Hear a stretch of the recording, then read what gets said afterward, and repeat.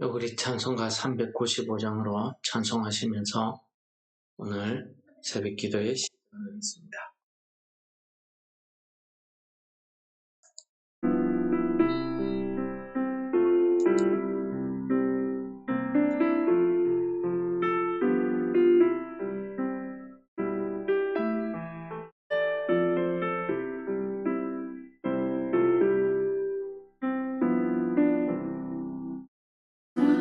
자비하신 예수여, 내가 사랑 가운데 의지할이 없으니 슬픈 자가 됩니다. 마음심이 어두니 밝게 하여 주소서. 나를 보호하시고 항상 인도하소서. 죄를 지은 까닭에 나의 마음이 고나니 용서하여 주시고 쉬게 하여 주소서. 천국 가고 싶으나 나의 공로 없으니 예수 공로 힘입어 천국 가게 하소서. 허락하심 이루어 사랑 항상 있도다. 모두 이뤄주심을 나는 믿사옵니다. 구주 밖에 누구를 달리 찾아보리요. 복과 영생 예수니 더 원할 것 없도다. 거룩하신 구주여, 피로 날 사셨으니 어찌 감사한지 말로 할 수 없도다. 주의 귀한 영상을 나도 입게 하시고 하늘 날아가서도 사랑하게 하소서.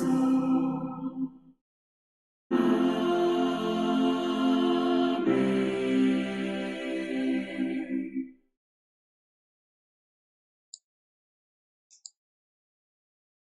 하나님 아버지 감사합니다. 오늘도 저희들을 사랑하셔서 저희들에게 이 한날을 허락하셨사오니 하나님, 우리가 이 땅을 살아가면서 하나님의 그 사랑 가운데 살아가게 하시고 우리로 하여금 하나님의 뜻을 깨달아서 그 뜻을 행케 하여 주옵소서. 예수님 이름으로 감사 기도드립니다. 아멘. 오늘 본문 말씀은 욥기서 14장 1절에서 12절입니다. 읽겠습니다. 여인에게서 태어난 사람은 생애가 짧고 걱정이 가득하며 그는 꽃과 같이 자라나서 시들며 그림자같이 지나가며 머물지 아니하거늘 이와 같은 자를 주께서 눈여겨보시나이까? 나를 주 앞으로 이끌어서 재판하시나이까? 누가 깨끗한 것을 더러운 것 가운데에서 낼 수 있으리까? 하나도 없나이다. 그의 날을 정하셨고 그의 달수도 주께 있으므로 그의 규례를 정하여 넘어가지 못하게 하셨사온즉 그에게서 눈을 돌이켜 그가 품꾼같이 그의 날을 마칠 때까지 그를 홀로 있게 하옵소서. 나무는 희망이 있나니 지킬지라도 다시 봄이 나서 연한 가지가 끊이지 아니하며 그 뿌리가 땅에서 늙고 줄기가 흙에서 죽을지라도 물 기운에 움이 돋고 가지가 뻗어서 새로 심은 것과 같거니와 장정이라도 죽으면 소멸되나니 갱이 숨을 거두면 그가 어디 있느냐? 물이 바다에서 줄어들고 강물이 잦아서 마름같이 사람이 누우면 다시 일어나지 못하고 하늘이 없어지기까지 눈을 뜨지 못하며 꿈을 깨지 못하느니라. 아멘.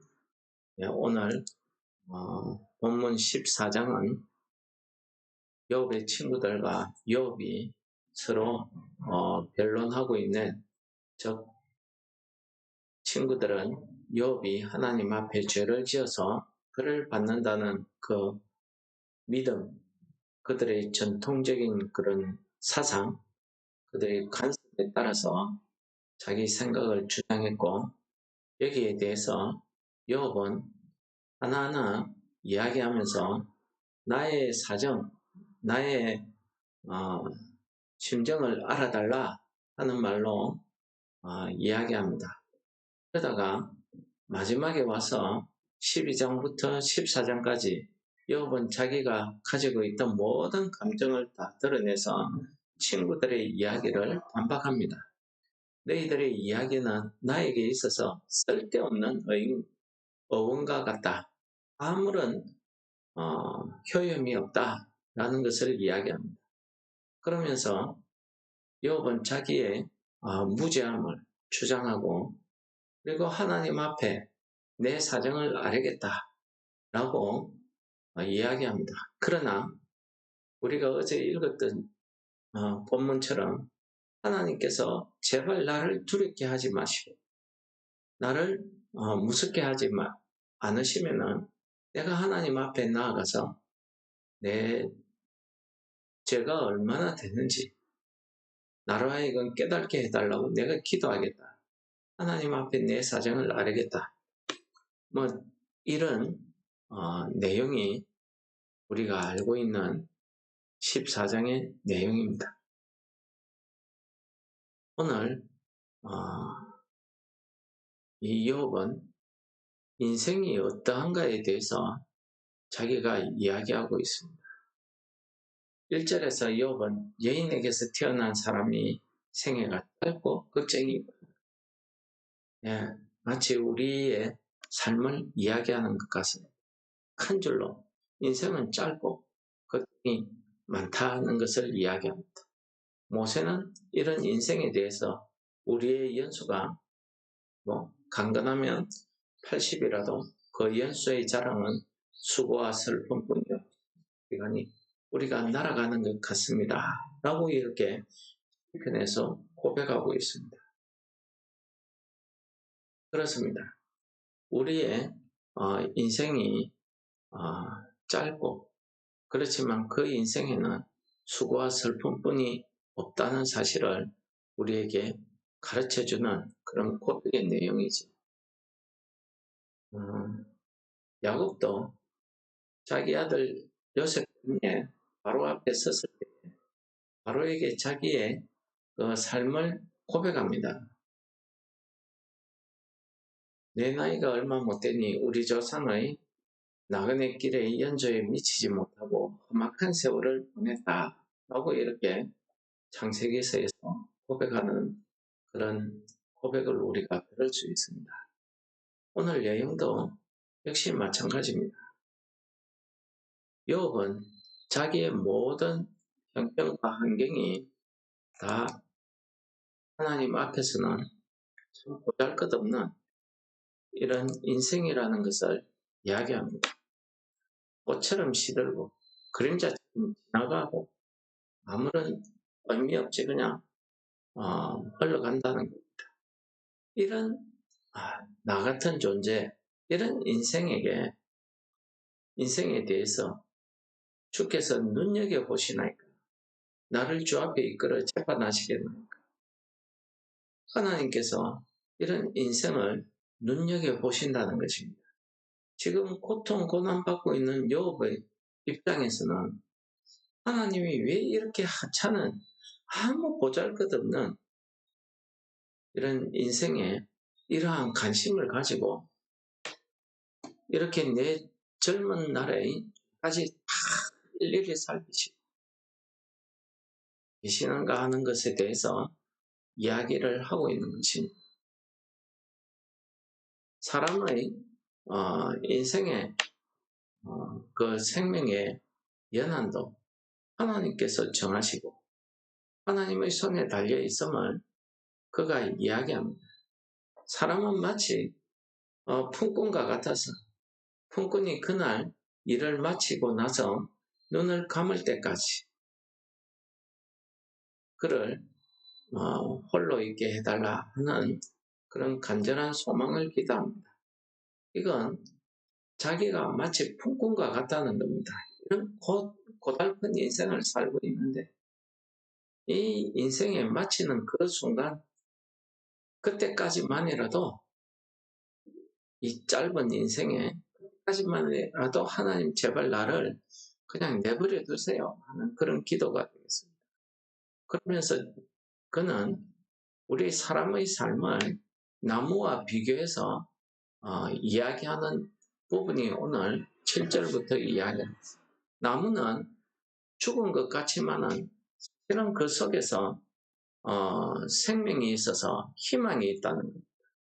그래서 나무가 찍혀서 없어진다 할지라도 우미 돋고 연한 가지가 나고 뿌리가 흙에서 늙고 뿌리가 죽은 것 같다 할지라도 물의 기운에 받아서 우미 돋고 가지가 새로 뻗어나는데 인생은 아무리 힘세고 용감한 자라 할지라도 죽으면은 아무런 흔적이 없다는 것을 이야기합니다.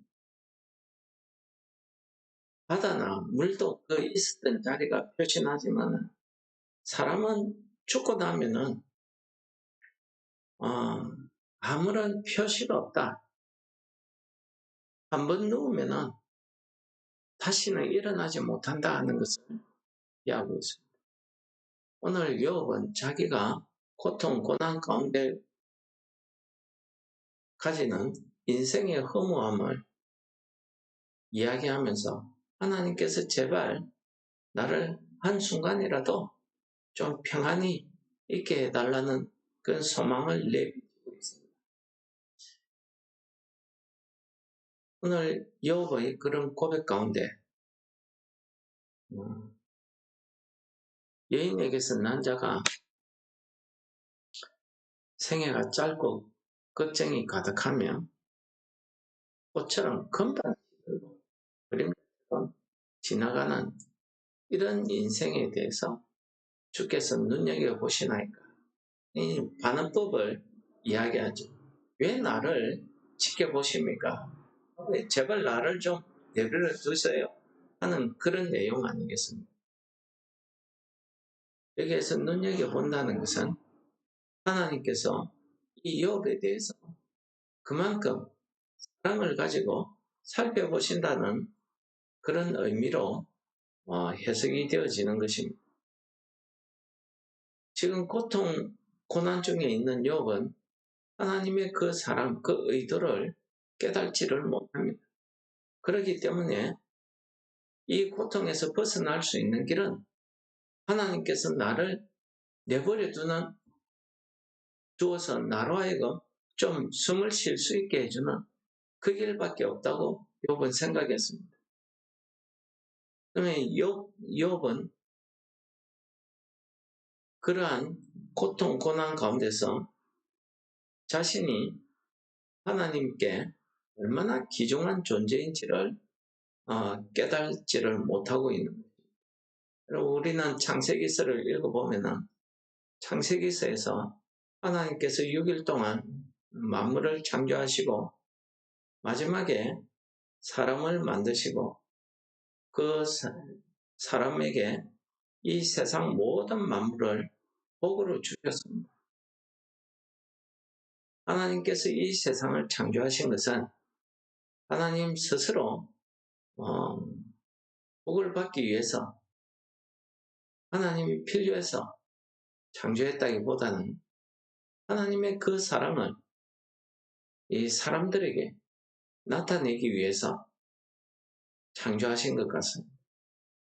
하나님 마지막에 사람을 창조하시고 그에게 온 세상을 맡기 생육하고 번성하고 땅을 정복하고 이런 사명을 허락하셨습니다. 하나님께서 우리를 얼마나 사랑하시는지, 고통 고난 가운데 있는 욥은 하나님의 이 사랑을 알지 못했습니다.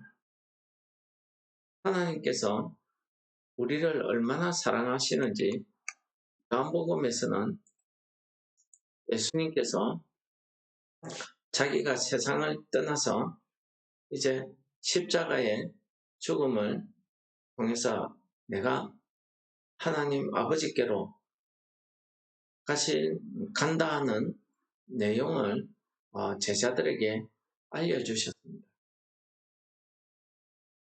요한복음 13장 1절은 그러한 예수님의 마음을 우리에게 가르쳐 주는데 이렇게 이야기합니다. 유월절 전에 예수께서 자기가 세상을 떠나 아버지께로 돌아가실 때가 이른 줄 아시고 세상에 있는 자기 사람들을 사랑하시되 끝까지 사랑하십니다. 바로 이것이 하나님의 그 사랑을 우리에게 알 수 있도록 보여주는 말씀입니다. 예수님께서 예수님을 믿고 따르는 그 제자들, 예수님을 믿고 따르는 그 사람들을 사랑하시되 예수님께서 아버지 앞으로 올라가기까지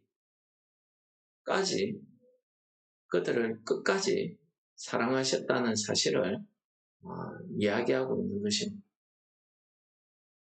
예수님께서는 십자가의 죽음 이후에 부활하시고 그리고 제자들에게 나타나서 그 베드로에게 이야기하십니다. 시몬의 아들, 요한의 아들 시몬아, 내가 나를 사랑하느냐? 3번이나 묻습니다. 바로 예수님께서 그를 통해서 이 땅에 예수님의 몸된 교회를 세우겠다 하는 그 예수님의 마음을 그에게 다시 한번 일깨워 주시는 내용 아니겠습니까? 베드로는 예수님이 십자가에 못 박히기 전에 3번이나 예수님을 모른다고 부인했습니다. 이제 마지막에는 저주까지도 했죠. 그러나 그에게, 그런 제자에게 예수님이 찾아오셔서 그에게 사명을 다시 일깨워 주시는 얼마나 큰 사랑인지 우리가 알 수가 없습니다. 욥은 그 당시에 이 예수님을 알지 못했습니다. 예수님의 그 복음의 내용도 듣지 못했습니다. 그러나 우리는 예수님을 알고 예수님의 복음을 우리가 믿고 믿음으로 우리가 예수님의 그 대속의 보혈로 구원을 받았습니다. 바로 이것이 하나님이 우리를 사랑하신 이유입니다. 하나님이 세상을 이처럼 사랑하사 독생자를 주셨으니 이는 저를 믿는 자마다 멸망치 않고 영생을 얻게 하려 합니다. 그렇습니다. 오늘 고난, 고통 가운데 있는 욥은 예수님을 몰랐기 때문에, 하나님의 사랑을 몰랐기 때문에 그가 주여 나를 눈여겨보시나이까 라고 제발 나를 좀 내버려 달라고 이렇게 기도했지만 하나님의 그 사랑의 결정체인 예수 그리스도를 우리가 구주로 믿는 우리에게는 주께서 나를 눈여겨보신다는 사실이 바로 하나님께서 나를 사랑하신다는 그 뜻을 우리에게 가르쳐 주고 있습니다. 그러므로 우리가 이 한날도 하나님의 이 뜻을 깨닫는 영적 지혜가 있어야 될 줄 믿습니다. 데살로니가 전서에서는 우리에게 항상 기뻐하라, 항상 범사에 감사하라, 이는 예수 그리스도 안에서 너희를 향하신 하나님의 뜻이라고 우리에게 가르쳐 주셨습니다. 저는 그 구절의 말씀을 통해서 하나님께서 우리를 얼마나 사랑하시는지를 깨닫게 되었습니다. 우리가 하는 것은 착한 일을 하고 선한 일을 하고 이것도 중요하지만은 우리가 예수 그리스도 안에서 항상 기뻐하는 것, 예수 그리스도 안에서 무엇이든지 감사할 수 있는 이런 삶을 하나님께서 원하신다는 사실을 우리가 깨달을 때에 이 고통과 슬픔밖에 수고와 근심밖에 없는 이 삶을 살아가는 사람들 중에서 하나님이 특별히 저와 여러분들을 사랑하셔서 그러한 은혜, 그러한 복을 누리게 하셨다는 사실입니다. 오늘 하루가 우리의 삶 가운데 이러한 하나님의 뜻이, 하나님의 사랑이 드러나는 한 날 되시기를 축원합니다. 말씀을 묵상하시면서 기도하겠습니다.